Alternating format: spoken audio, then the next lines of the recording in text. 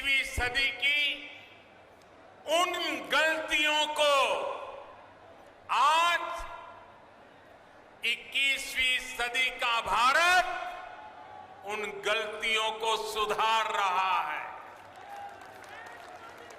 साथियों, भारत का हजारों वर्ष का इतिहास ऐसे राष्ट्रभक्तों से भरा है जिन्होंने समय समय पर भारत को अपने तप और त्याग से दिशा दी है। हमारी आजादी के आंदोलन में ऐसे कितने ही महान व्यक्तित्वों ने अपना सब कुछ खपा दिया, लेकिन ये देश का दुर्भाग्य रहा कि आजादी के बाद ऐसे राष्ट्र नायक और राष्ट्र नायिकाओं की तपस्या, इस तपस्या से देश की अगली पीढ़ियों को परिचित ही नहीं कराया गया। उनकी गाथाओं को जानने से देश की कई पीढ़ियां वंचित रह गई। 20वीं सदी की उन गलतियों को आज 21वीं सदी का भारत उन गलतियों को सुधार रहा है। महाराजा सुहेलदेव जी हो, दीनबंधु चौधरी छोटूराम जी हो, या फिर अब राजा महेंद्र प्रताप सिंह जी, राष्ट्र निर्माण में इनके योगदान से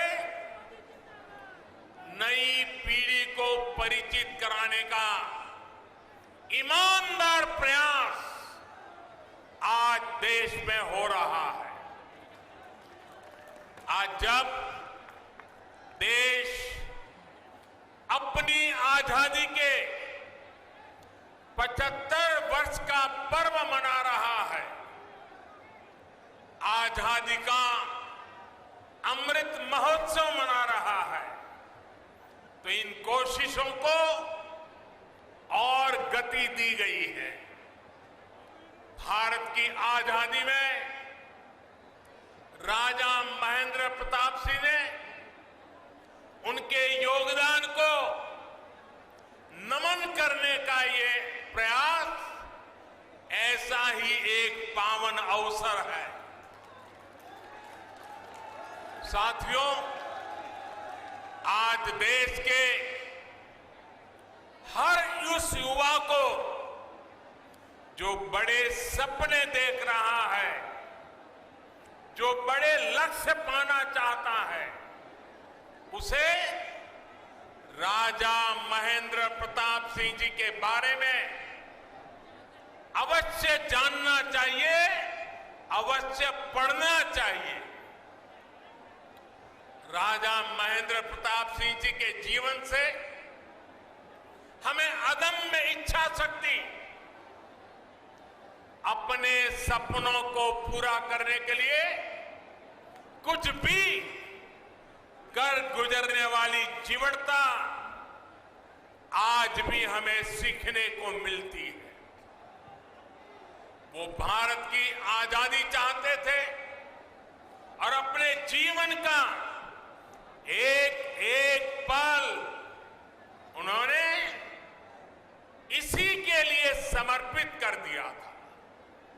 उन्होंने सिर्फ भारत में ही रहकर और भारत में ही लोगों को प्रेरित नहीं किया, बल्कि वो भारत की आजादी के लिए दुनिया के कोने कोने में गए।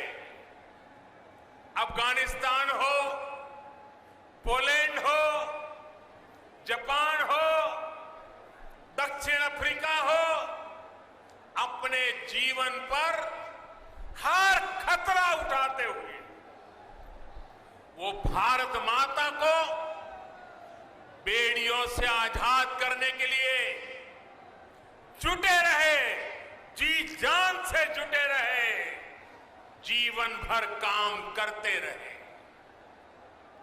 मैं आज के युवाओं से कहूंगा कि जब भी मेरे देश के युवाएं, मेरी इस बात को गौर से सुनिए, मैं देश के युवाओं को कहूंगा कि जब भी उन्हें कोई लक्ष्य कठिन लगे,